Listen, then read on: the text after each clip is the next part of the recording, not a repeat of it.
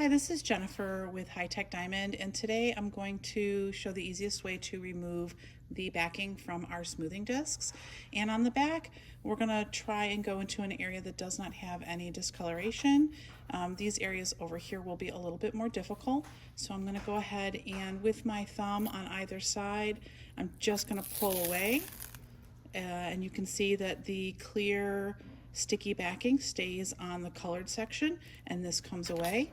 And if I try over here, a little bit more difficult. I like to put my fingernails right in between and pull apart.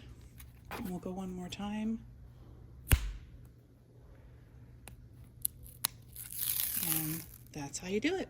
So here we have a backing plate and it has the film on it. These are shipped with the film on it to protect it. Once you receive it, you'll want to go ahead and get that removed. And on this one, there is a little bit of a section that's already raised, but sometimes it is difficult to get that started. What I like to do is take an X-Acto knife or a little cutting tool and just make a little bit of a cut along the edge here, and then use that same knife point to go ahead and get that started. And now you've got a little pull tab to get it going for you.